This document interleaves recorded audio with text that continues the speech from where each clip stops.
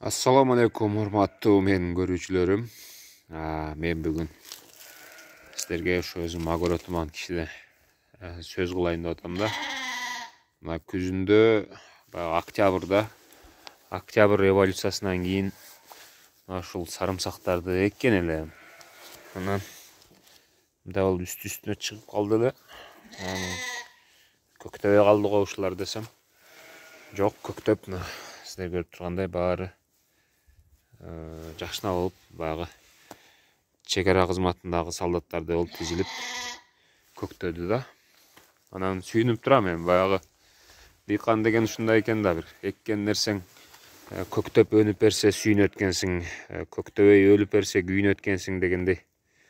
Анан ушул сарымсак жөнүндө мындай бир кеп кеңеш сурайын деп чыгарып атам да бул видеонучу. Баягы сарымсакка кандай уход кылыш керек, эмне салыш керек. Мына мен буну Facebook'тагы фермерлерден группага дагы бөлүшөм бул видеону. Ошону айтсаңыздар, канткенде сарымсак жакшы болуп пышат, канткенде көп түшүм алабыз. Анан бул эми күзгү сарымсак. Баягы жазгы сарымсак жөнүндө дагы билгендер болсо комментарийге жазып койсоңуздар. Жазында кайсы айда эгилет, кандай деп сураш керек анын уругун. Ал кайсы айда пышат, күзгү менен жазгы сарымсактын айырмасы кандай? Ушул боюнча билгениңиздерди комментарийге жазсаңыздар, мен ойлойм биздин катталуучулардын арасында дагы мына ушул дыйкан чарбага, фермерликке кызыккандар, мына ушул сфераны түшүнгөн, билгендер дагы бар. Андыктан сиздерден ой пикирлерди, жоопторду күтөм.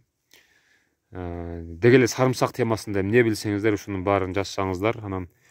Анын бир эле мен эмес, баардык катталуучулар окуйт. Баягы бири-бирибизге билгендерибизди үйрөтсөк, эми бул жашоодо билгенден билбегенибиз көп дегендей. Мына ушундай жазыңыздар комментарийге. Сарымсак, мен жазгы сарымсакка кызыгып атам. Мындай буякта бош жерлер турбайбы? Ушул жака жазгы эксемби депчи. Ошого кандай болот? Мен бир талаада бир көргөн элем бир кишиден. Анан сурабапмын, амалды эми жаш экенмин. Ошо сарымсак жөнүндө тема бүгүнчү. Сиздерден сураныч, ой пикирлерди, ушу билгендериңиздерди комментарийге жазсаңыздар, билбегендер дагы билип алсын.